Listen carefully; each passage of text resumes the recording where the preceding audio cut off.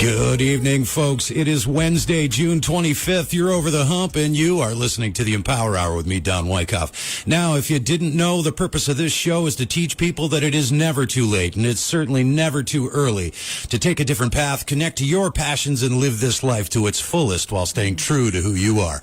Now, joining me tonight is an Oneonta-based hip-hop artist making waves both on the stage and online, blending music, media, savvy, and community spirit to inspire and motivate people to be true to who they are and encourage them to follow their own dreams. He implemented his passions for music at Hartwick College, where he became a staple of campus events like Wickstock, and even landed an album distribution deal with Identity Records on his senior year at Hartwick.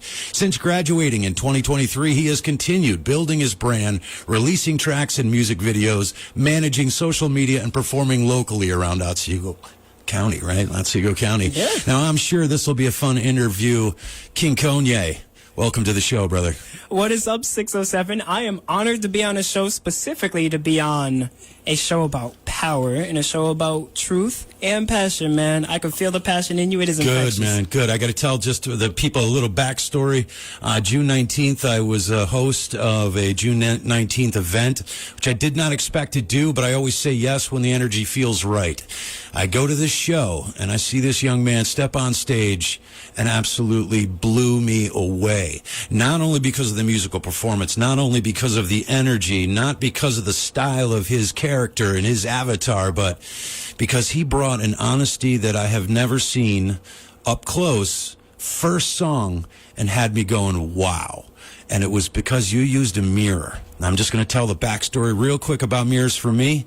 To me, I've always loved mirrors, antiques especially, because I know how many souls looked into those mirrors and had honest reflection. It's the only time we have honesty truly from ourselves to ourselves is in a mirror. So when this cat pulled out a mirror, turned you back to the stage, and then just started going into this song, you had me, dude. What's the story? First off, I'm honored that song even touched you, because when I wanted to write that song, I had an intention to only perform it one time. Ready? So last year, I was invited to perform at a Juneteenth event, and I said, I'm not going to do my regular style of song because I love everything that I do, and I love to keep it upbeat and positive. However, I'm very, very serious about trying to remind myself and everyone that I know that hopefulness is not about sunny days. Hopefulness is about looking for the sun in the clouds. You know, it's about acknowledging the seriousness. So for Juneteenth, I didn't want to just do my normal thing. I said, I'm going to write a song about my experience. Now, something about me, I'm from an area called Clifton Park, New York. Mm-hmm. This area is a predominantly white environment, and I'm very blessed that my parents, you know, were able to raise me in an area where I did feel safe. However, in this area, there is not as many black people. There's not many people that looked like me.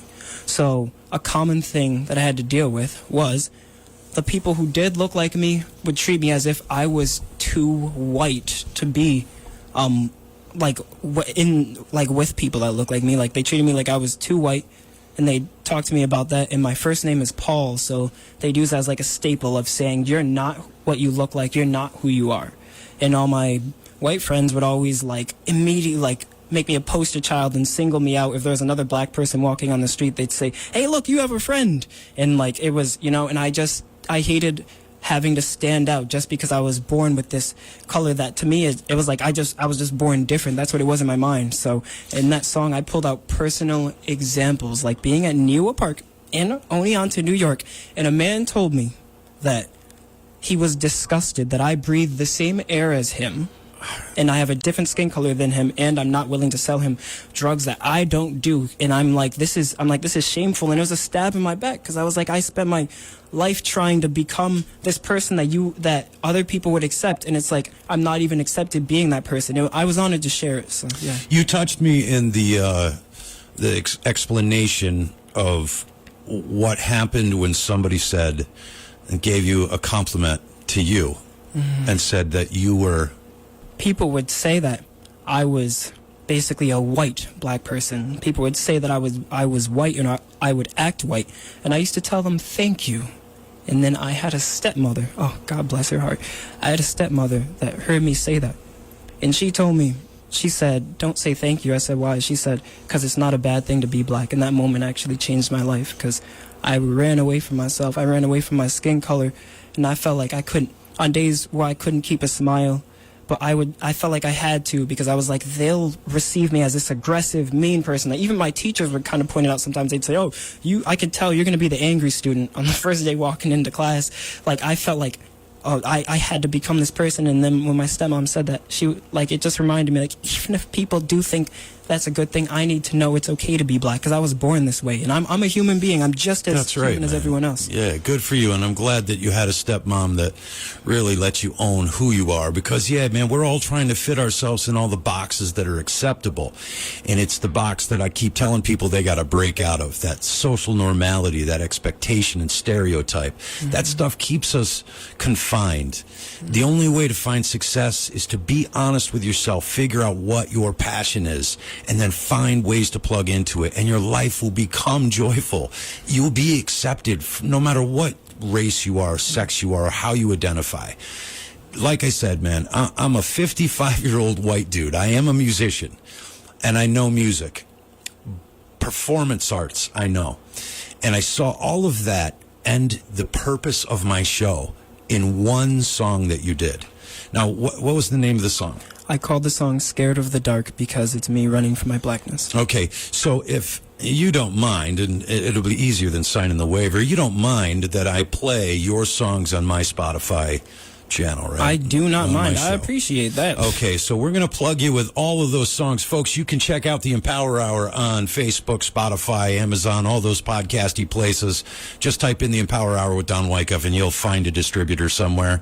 And then go ahead and listen to this. It will be up next Wednesday, so I hope you guys will check it out and listen to the songs that I don't have the time to play, because I really want to spend time with Mr. King Konye. Dude, I got to tell you, man, you've got the total package. You got the looks, you got the hair, you got the dance moves, you got the excitability. Man, those kids were cranked in there, man. Listen, that's not easy to do, especially when people don't know who you are, right? To come out and move them, but that's why they were moved, is because of the honesty, man, because of how sincere you were in the performance. And that, dude, there's so many stones that could be thrown your way for doing hip hop even in Oneonta, right? And they have been thrown. Yeah, because it's like that. It's not. I've always said, if hip hop came to Oneonta with somebody who was seriously good at it, they would do really well, because the college scene supports it, you know. And I've never seen it, so to see you come out it was beautiful to see. I thought it was a couple decades too late, but nonetheless, you showed up, man. Man, so there's a couple things I just want to tap into.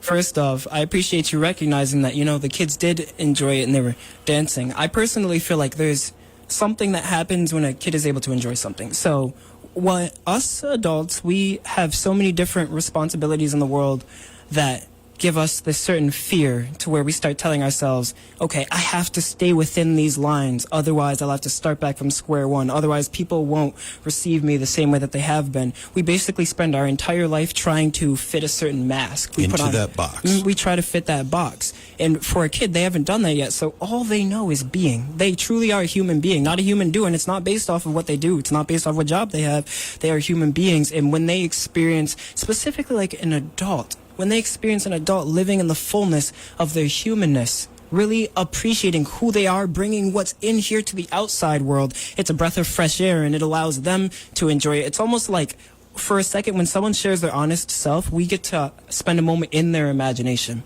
We get to hear new perspective. I appreciate that. We get to hear new perspective.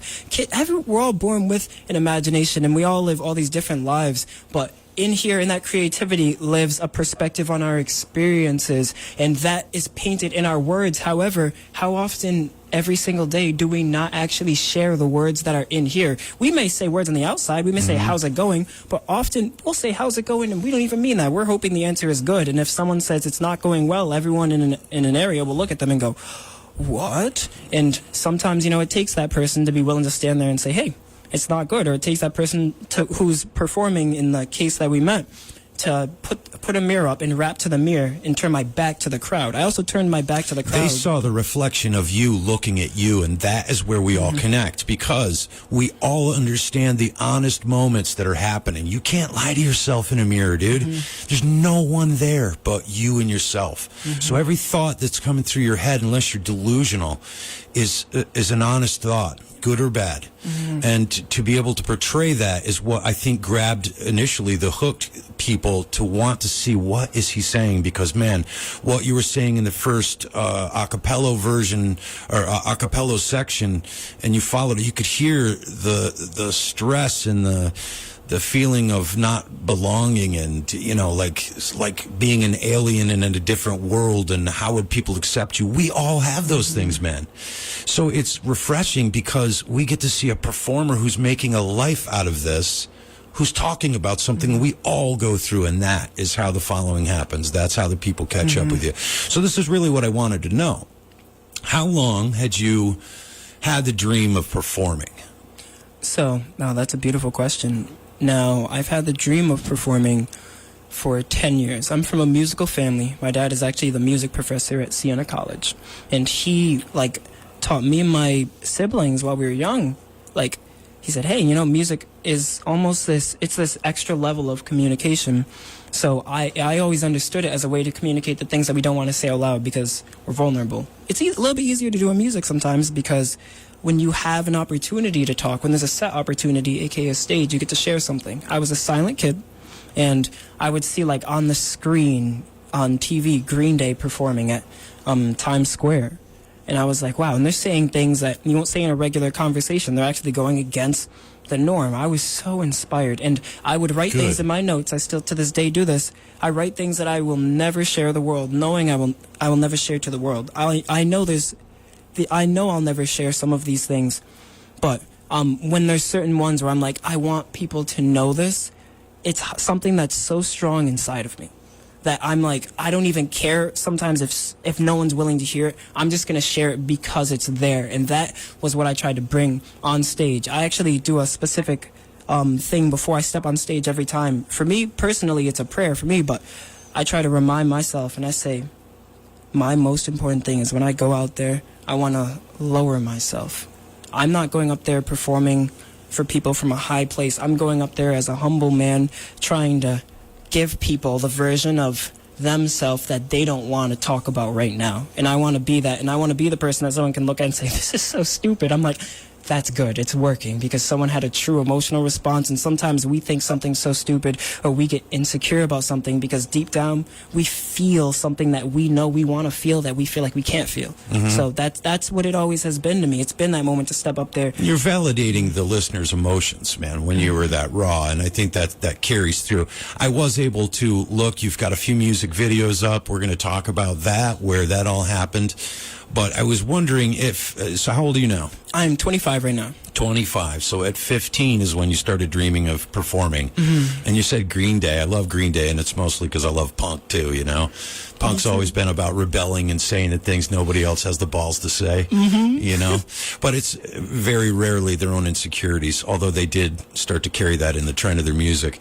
I think it's great, man. And so what is you went to college, you went to Hartwick. What were you going to college for there?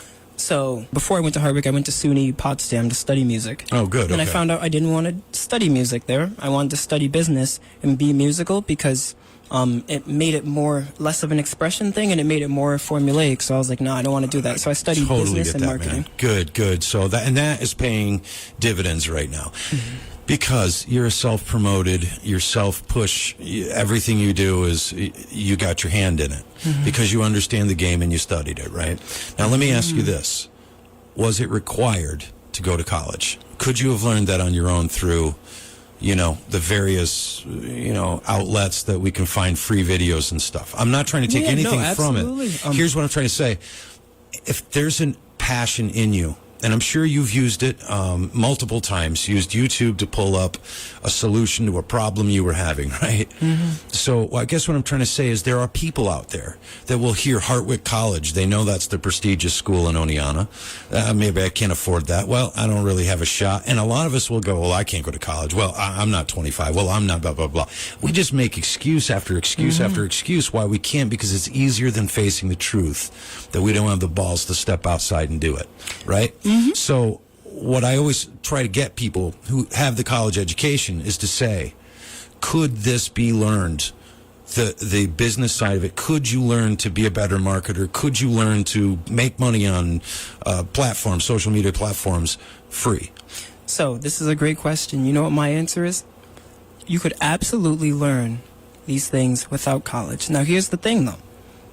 I couldn't have. And what the biggest asset of college that you will have if you go to college is community. The biggest asset that I believe any human being can have is people.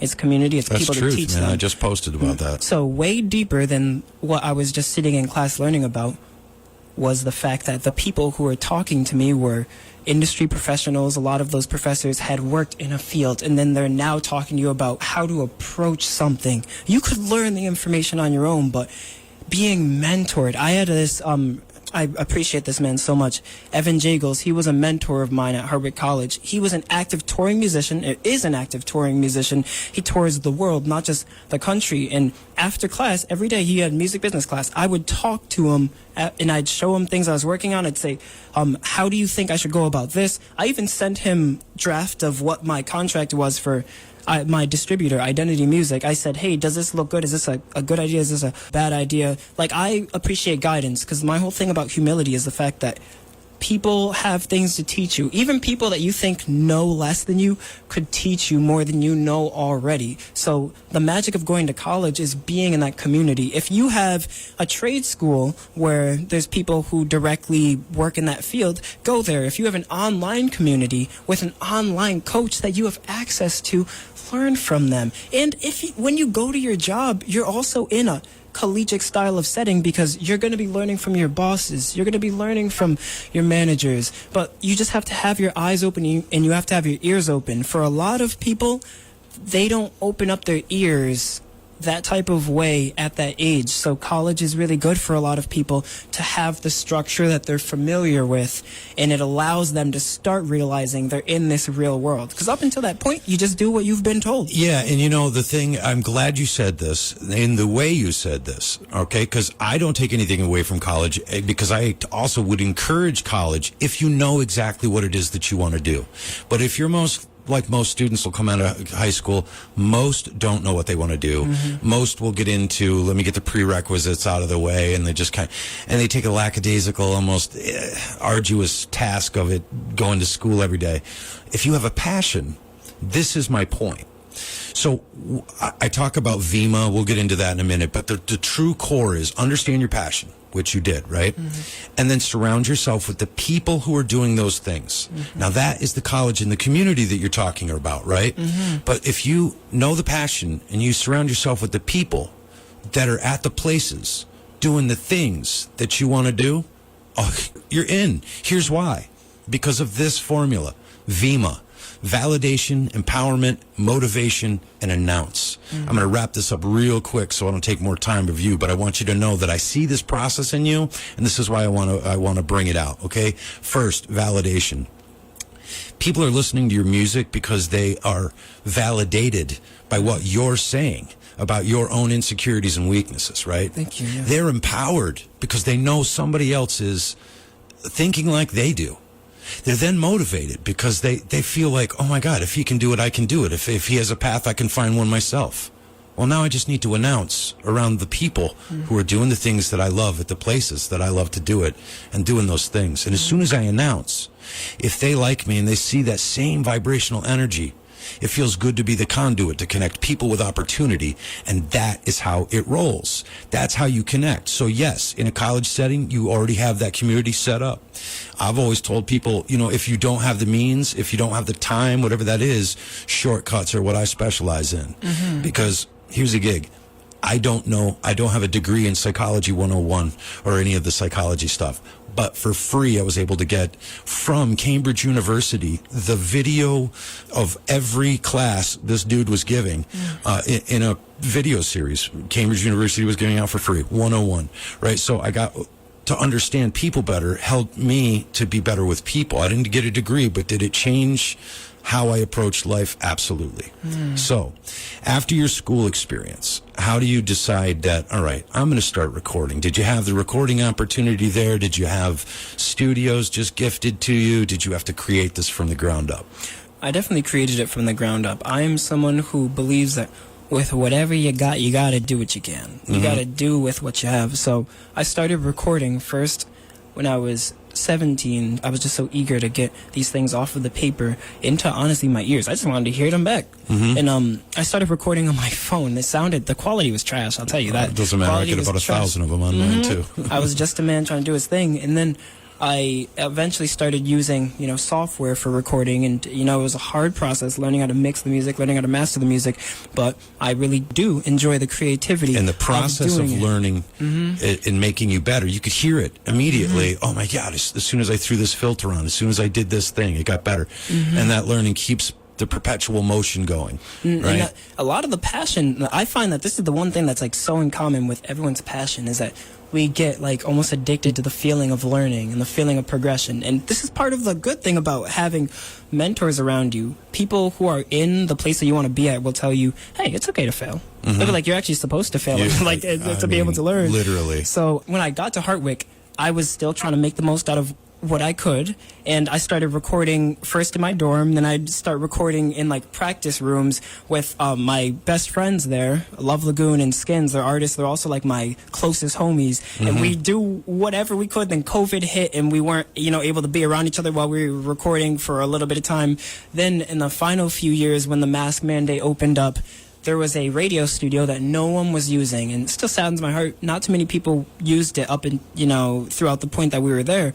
But it's a whole music studio. It's a whole recording studio with equipment. We would bring our own equipment in there, and I personally called it our time capsule. Because this was a place where creative ideas were alive. This was a place where there's no judgment, and we'd record things. There was nights that we actually spent in the studio where just because the homies would support, they'd, we'd sleep, like kind of chill on the couches while one person's finishing. And it was just, we learned how to support each other, and having that environment taught me that the space is almost everything. Because, a big part of our ability to be ourselves is our environment. Now, that doesn't mean you can't be yourself in certain environments. However, it means that you can create an environment for yourself to feel comfortable. Absolutely. Absolutely, man. I only say that I practice teaching people the shortcuts of connectivity because it's a very simple process. And I just keep harping it on the show because I hope that anytime somebody hears it, that it reminds them the process of life change is simple when you decide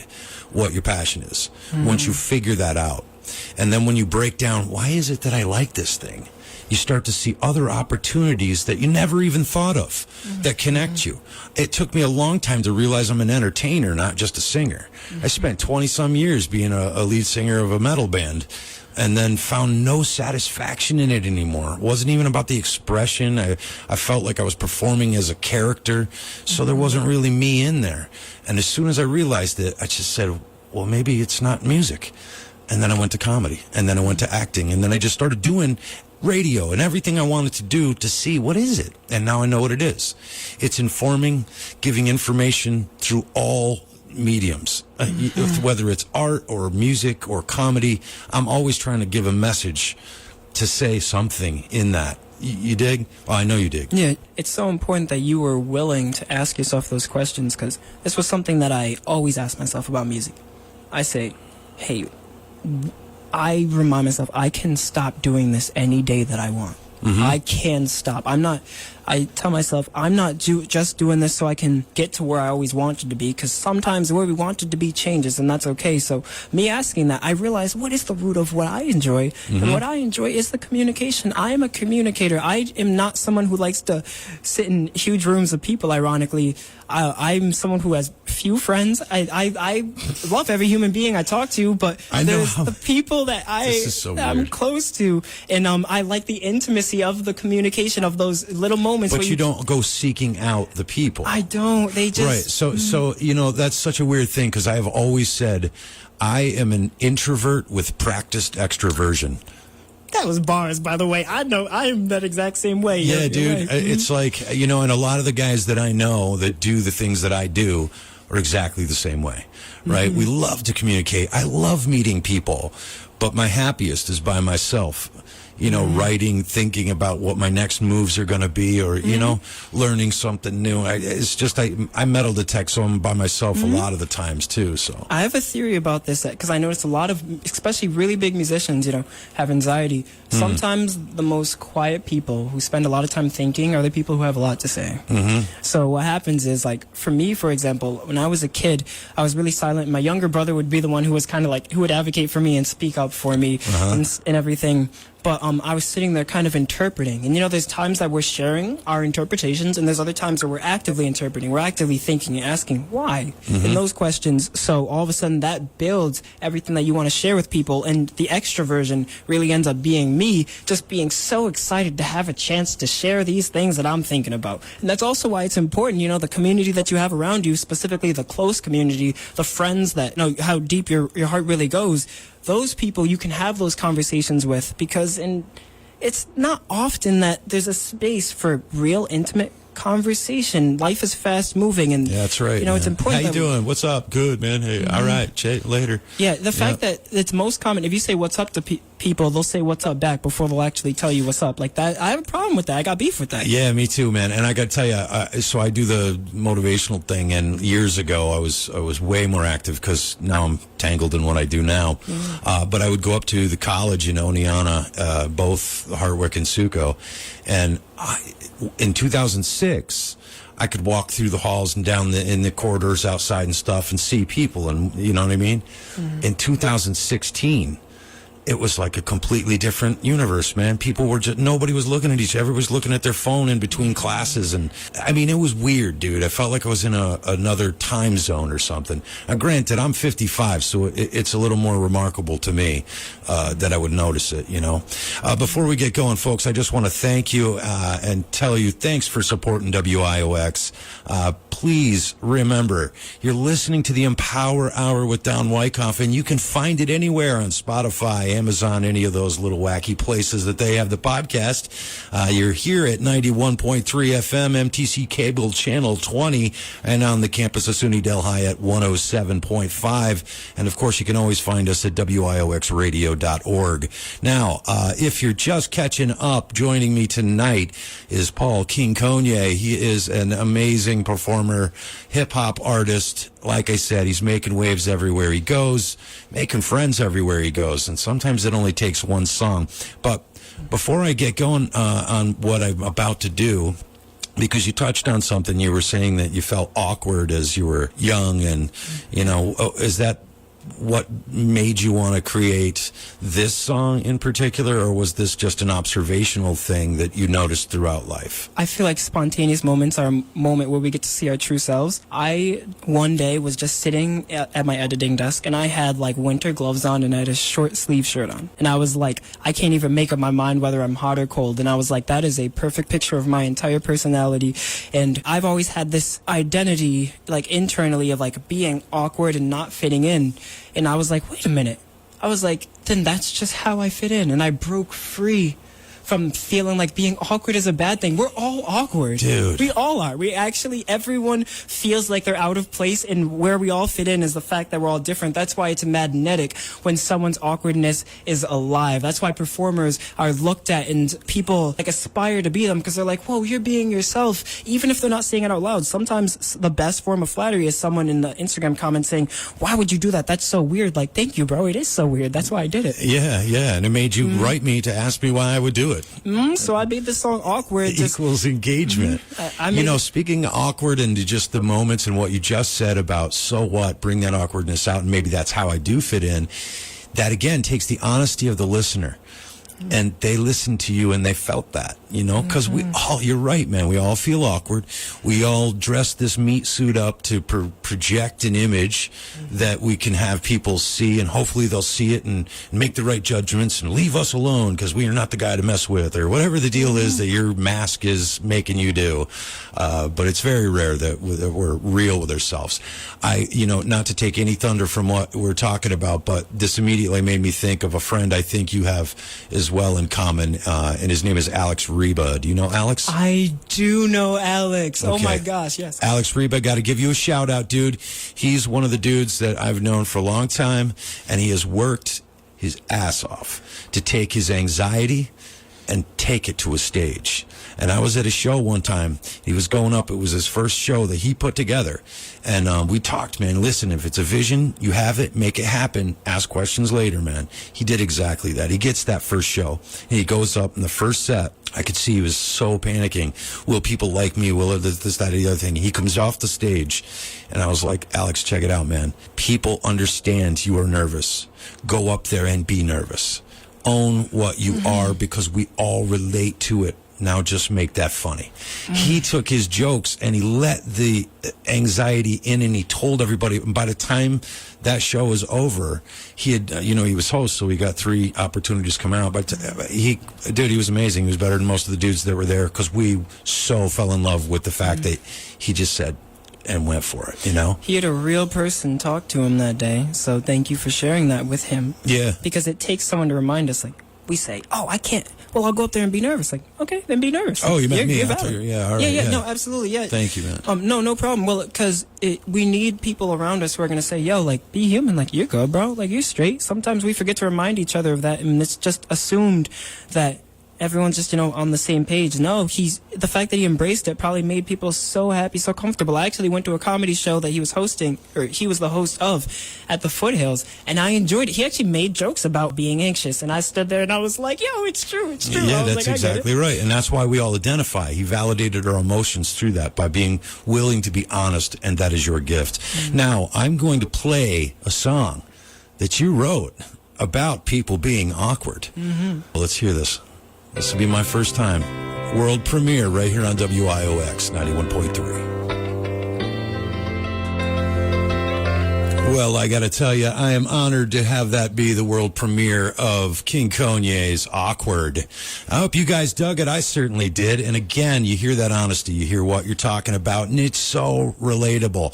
It's relatable to people my age. It's relatable to young kids. And this is, again, why I say I really think I would love to see you hit some of these schools and inspire some of the kids, because, dude, they need to know that being awkward is okay. They need to know that it's possible to take that awkwardness and turn it into art, And that's a message that I think you would have no problem carrying, and I'm sure the school districts will support it. I'm on the board of directors on one of the schools, so we can make that happen, at least in the Oneonta School District. So I would love to actually share that with students specifically, because they're in a stage of life where they're discovering who they are. So this is the prime point for them to acknowledge their awkwardness and acknowledge it as a good thing. Because the thing is, every single human being, I don't care who you are, we are all leaders in one way, shape, or form. There are people who look up to us, whether it's a younger sibling, an older sibling. It could even just be a friend, or sometimes even a teacher. There are people that are watching us, how we go about our life, and it could bring them a little bit of freedom when they see that we are embracing that awkwardness. And I believe that if young people are willing to do that, that's what changes the world. Because the more comfortable we are with ourselves, the more love we'll have for one another. That's right. Absolutely, man. Because a lot of the times that we're not feeling like a loving soul is because we're crushed about the surroundings and the experiences we're going through, the ways we're processing, and it's very difficult. Like you said earlier, we were talking about, hope and, the beauty in the miserable. Because I've come to realize in my long life that every experience that I ever had that was gut-wrenching, that just broke my heart, stressed me to no end, had me to the edge of suicide, were all very important to make me develop into who I am now. And it was so crucial. So, having people get into the understanding that your experiences in life are on purpose, man. They're either what you've created or what you're needing. I got to say, man, I'm thinking we need to have you come back and do a live performance in the green room. We've got that set up, the stage up out there. We could shoot video and run that on live stream. So you'll have to come back and do that. But we were just talking about inspiring youth, inspiring kids. The reason I bring that up is because there are a few teachers and a few speakers who came into the school when I was young. Briefly, I was diagnosed in 78 with ADHD. Everybody says they got ADHD to just cover up a little thing. I have hardcore ADHD, and it's caused me problems in my life when I tried to line myself up in the same box that everybody else was in. It was as soon as I realized ADHD is a superpower if you understand that every person on this planet learns differently. We don't all learn the same. We don't all absorb the same information the same way. We don't even see colors the same exact way, right? You ever seen that blue test, pink test? What do you see, pink, blue? I mean, dude, so it was people that were willing to step in and share their story and bring it to that school that actually started to give me some hope to realize that maybe something will be different for me. Because, yeah, that dude's life sucked, and look at him now, right? So regardless of the path that he got there, it was important. So I hope that you'll end up trying to at least work what you're doing into the inspiration side of things in the schools, because I think you're going to be huge. The fact that you just said you'd love to do it is the announcement in VEMA that I was talking about. Validate, empower, motivate, and announce. Announcing around people that like you, that understand your mission, is the first step to getting people to connect and try to help move you forward. So what else is it that you're looking to do with your career? What's next for you? So one thing that I started recently, which I really appreciate, is being in films. I was just a character in the Popeye the Slayer Man horror film. I really enjoyed it. I would love to go deeper into film. And I myself, I'm a videographer with Otsego Media, and I found this amazing passion for videography because I get to document a human being's experience. So down the road, I actually want to start a production center called Kingdoms Entertainment Productions. I would have the building be called the Kingdom's Palace because this is like the place where kings and queens are born. This is the place where I, who goes by King Konye, gets to have a prime opportunity to just serve people, use the talents that I've had, the things that I enjoy expressing. I get to actually give people like what I believe is the right way to bring out of you yourself. And I think this entertainment goes so much deeper than a human being just sharing something. It really is someone pulling out their own humanity. And for a second, we remember that we are experiencing something, whether we want to call it good, call it bad. There's times that are happy, there's times that are painful. However, we're lucky to be here experiencing. We're lucky to feel something, if we do feel something. So I do want to have that entertainment center. Now, something else I already do right now, I do it with Love Lagoon. We actually co-run a recording class at the Oneonta Job Corps Center. Every other Thursday for 3 hours, students get basically free studio time. And the whole purpose is that people who have never made songs before and people who have written songs and wrote them for that class get to record them, and we get to listen to them back together, because there's this moment where we all get to see someone coming out of their shell. You know, we're all nervous, and then a student may say, oh, I don't know if I want to do it. Then their friend encourages them. Then they listen back, and the next week they come up with a song ready. And dude, that it's empowering what you're doing when you do something like that. And I always say, if you have a gift, share it with whoever you can that wants to learn it, because it's one of those things that makes you part of their story, part of their future and their successes and stuff and their satisfaction. And you're in that. You know, I keep saying in this show that life change is so easy you trip over it, because you quite literally do. You don't think for yourself. You don't think, you know what, let me just take this passion that I have and own it, and it's okay that I have this passion. You don't do that. We're not taught to do that. We're not taught to make time for ourselves. I'm just going to give you a quick example. When I was young, one of the multiple things that I wanted to do was become an archaeologist, right? I tell the story a lot, but I think it's important because when I was a kid, my dad looked at me. It was probably the 10th thing I had told him that I wanted to be. I'm like 7 or 8, and I was like, I think I want to be an archaeologist, you know, a rock star, do this, that, the other thing. And he just looked at me and said, Jesus, boy, you got to just stick with one thing. Look at what's in the area, get good at that thing, and then you got job security, you're going to have that third life. And that's probably good advice for most people. But for me, it just violated everything that was in my soul that told me I can do all of those things. It's something that I think we're all taught to just tamp down and forget. But it's what... those little passions that you have, those things that you don't even know why. Like for me, it was the metal detecting that ultimately connected me to the idea of archaeology. And my dad said, no, you can't be an archaeologist. You see anybody digging dinosaur bones here? So at the time I squished it. But then I was doing I was doing motivational speaking, and I was telling people, listen, man, just look at the thing that you love, figure out why you love it, and then think of how ways you can plug into it in other ways, and that connects you to your passion. As soon as I said it, it was like something was dinging me in the front of the head, like, duh, it's metal detecting, man. Metal detecting is the archaeology. I don't even have the patience for archaeology, man. That stuff's too slow, man, sitting there with a paintbrush just dusting a thing, man. I want to dig it, get it, and see it, and wow, bring it back to life, share it with everybody else. And that connected me to so many opportunities, it's ridiculous, as soon as I did it. I like that you're willing to accept that when we don't suppress certain things, even if the exact thing that we start out liking isn't what we're most passionate about, we find our passions that way. Ironically enough, I found rap really a little bit through skateboarding, because I was already doing music and writing songs when I was a kid on guitar. I'd write songs on guitar and I'd sing and stuff like that.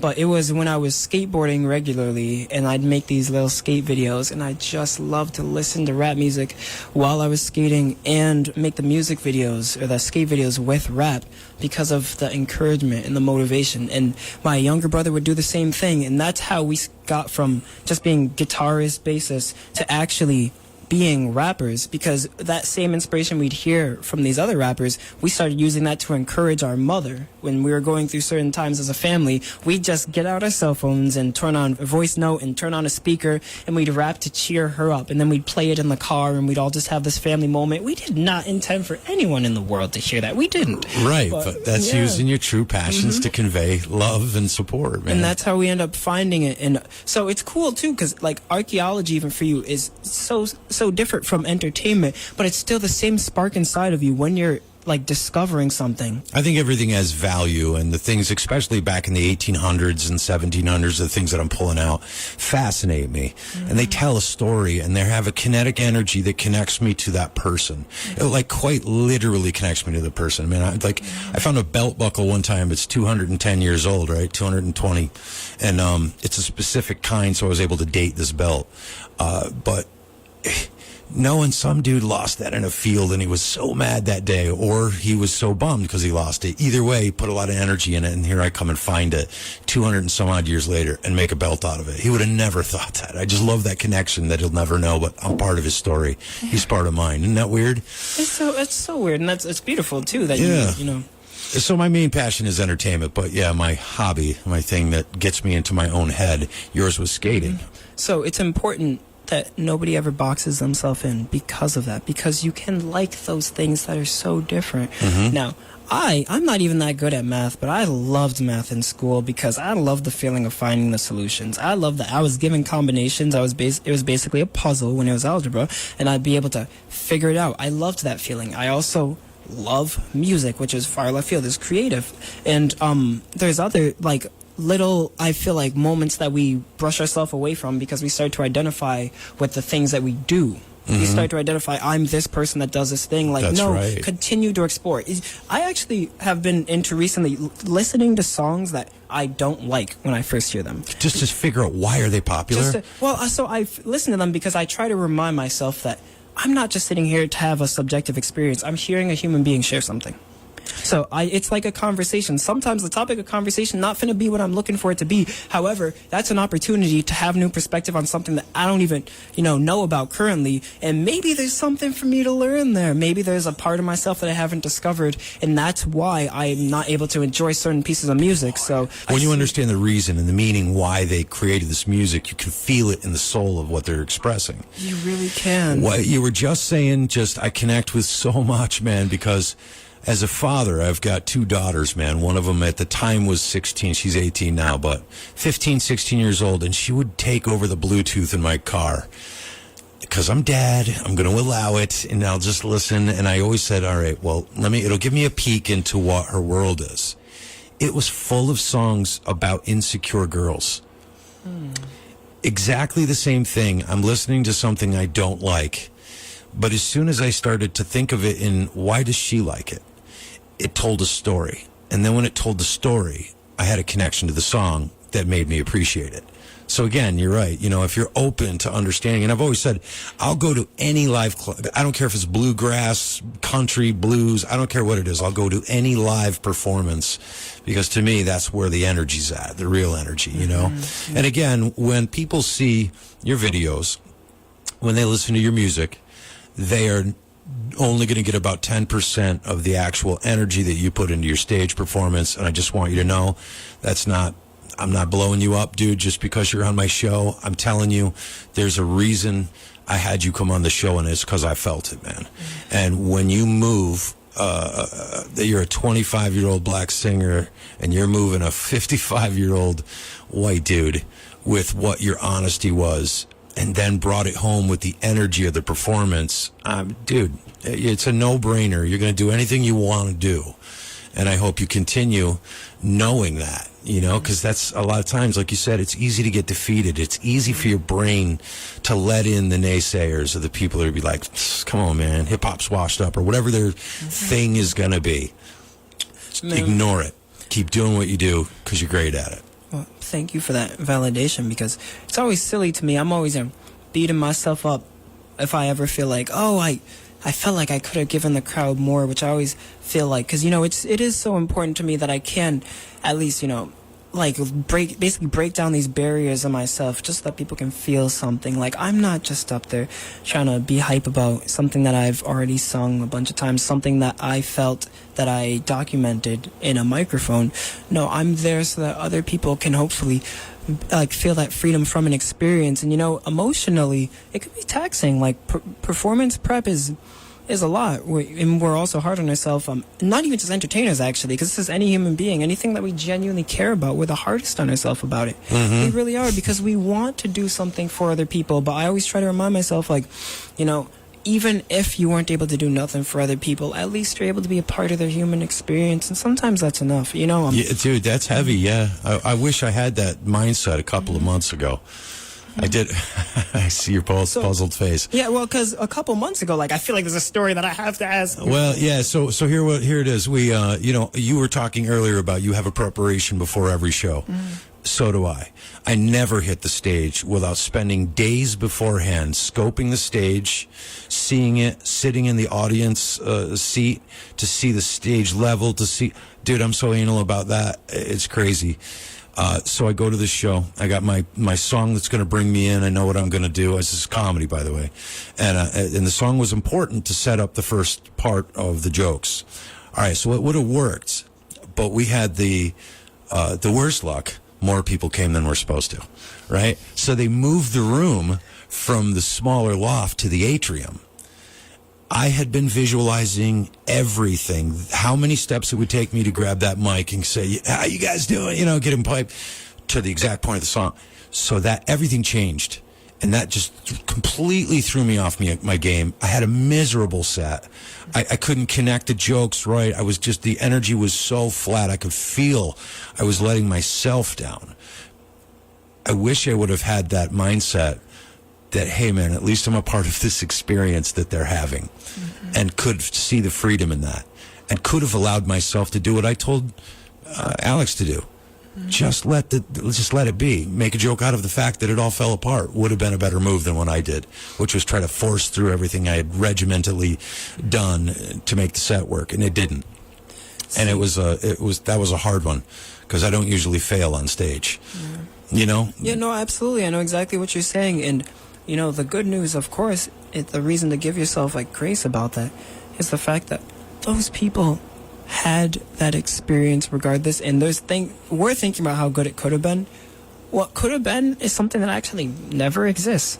What is even if we don't think it's good enough, the fact that it is good enough. I just want to say that. I mean, I don't know, maybe a million people would try to argue with that, but the fact that you did it, like you made that moment. For my own self, yeah. But it was also, again, when I said earlier that, even these bad, horrible things that happen in my life, I'm very grateful for every one of them, from deaths to near overdoses to attempted, because they shaped me, and they put grit to my character to be able to do those other things that I want to do. So, hey, we're getting close to the end of the hour, folks, and I want to thank you guys for hanging out with me every week on the Empower Hour. Like I said, you can check out all the shows if you haven't heard them over on Spotify. Empower Hour with Don Wyckoff. You can find it on Facebook, TikTok, all the other social media platforms. I am horrible at putting them all together, but I've been working really hard to try to do it. One of the things I wanted to tell you, serendipitous moments, we talked about it earlier. But I don't want to leave without saying, weeks ago, folks, I talked about how I was trying to move forward in the social media thing and try to get my message out there more, and make some more money out of it, and be able to do what I want to do with my life. And I realized what my shortcoming was. I don't know how to do social media. I don't know how to get the camera angles and the things. And I've done videography, self-done, filming bands and things like that, the way I think, but I never went to school for it. And I knew I have a shortcoming and I need help. And all of a sudden I walk in and I see this guy who's obviously got social media figured out. He's got the cameras, he's got the look, he's got the attitude, every last moment documented for that sliver of material that might go on online, and then sent me, before I could even remember that I did the show, you sent me a commercial of yourself and me on the stage, and I can't even believe it was that fast, and put it together. So I am hoping, and this is me announcing, okay? This is me announcing. I am hoping that you and I can form a partnership somehow through the motivation and speaking and you performing in that way, but also helping me, the old man, figure out the stuff that you know how to do. So my short answer, yes, absolutely. And I just want to tell you something about social media, which will make you, I think, a human being that is truly so down to earth, like you will appreciate this. The magic of it is that it's just a means of communication. So all we're doing is reminding ourselves, what is it that we have to say? And not only how are we going to say it, but how is it that someone could hear it? How could someone understand what I have to say? And that's where the theatrics of performance or being an entertainer, a singer, and a radio show host, a comedian, that's where those things come in handy, because you know how to bring something to life. Social media is just little short clips of bringing it. It is, but the stuff that I admire the most are the things that I see myself creating. I don't quite know how to get there yet, but we'll talk more about that. Folks, thank you so much for hanging out with me. I'm going to...